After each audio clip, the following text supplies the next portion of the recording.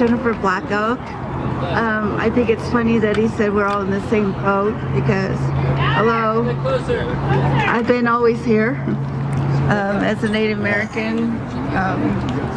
We had a lot of things that were in place that HUD would have a lot of issues with.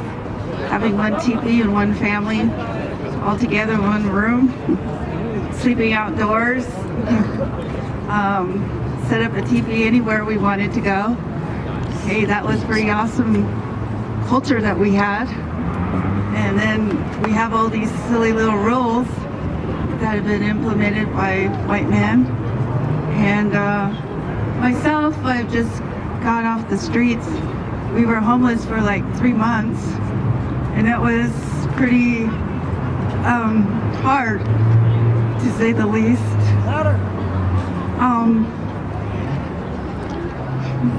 The first night, I really didn't know what to really do with ourselves, but I was able to meet some very nice gentlemen on a park bench between some buildings, and I asked what kind of building it was, and the irony was it was an old building for disability. And I'm like, okay, well, here I am. For some reason, I always believe that there's a purpose in everything in life, and try to take everything in my life in a spiritual level and see what it is that I have this to be in store to take my path. And I got acquainted with a lot of people on the streets and hear their stories, and my own story is I had an apartment. I was on Section 8, and there was some vinyl. Originally there was carpet, and after a year the landlord decides to give you a free shampoo, but they instead decided to remove the carpet and put in vinyl. Well, they installed it rather quickly, and it seemed like they didn't have time to really cure it before they placed the vinyl back in our apartment, so there was air bubbles. And of course my wheelchair popped some of those air bubbles and shifted the thing where in the kitchen there was a gap. You could still see the cement, but yet I told maintenance, and they were frustrated because after they had already replaced it, they were not looking at the fun of replacing it, and so they didn't know what to do with it. Besides, they were going to sell the property, and the new property owners were going to just renovate the place anyway. Well, I still got charged, and I have over $1,100 yet on unpaid damage that is being held against me.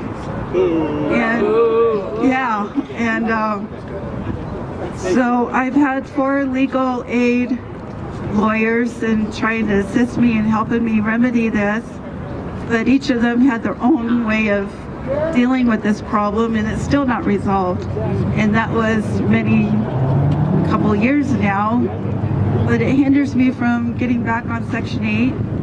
And so, and we definitely can't afford the new rates that are in the city.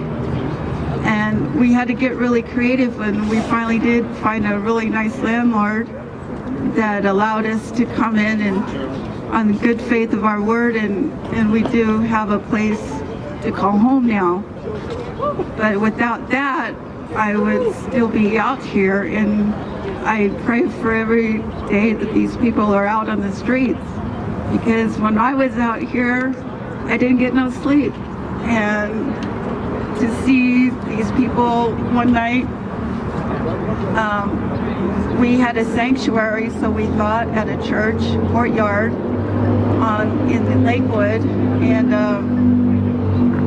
one morning we woke up to some rudeness of the police coming and tearing down our little tarp hut that I had built up, because one of the buildings had a electrical outlet. I was able to put a little heater in there and throw the tarp over ourselves and protect us from the rain and the wind and the cold. It helped. but they came and they were really rude and wanting to tear us down and charge us for trespassing, when in fact we had already talked to some of the parishioners of the church, and some of them knew our dilemma because it's impossible for me to really go into some shelters.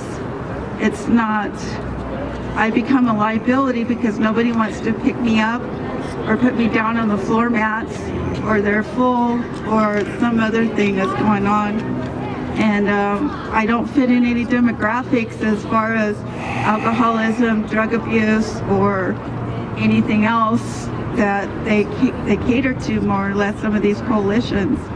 And I really had a hard time put on waiting lists for low-income housing. That's just not feasible. So I had to rely on friends sometimes, and sometimes there was basements, so I had to sleep outside in their backyards.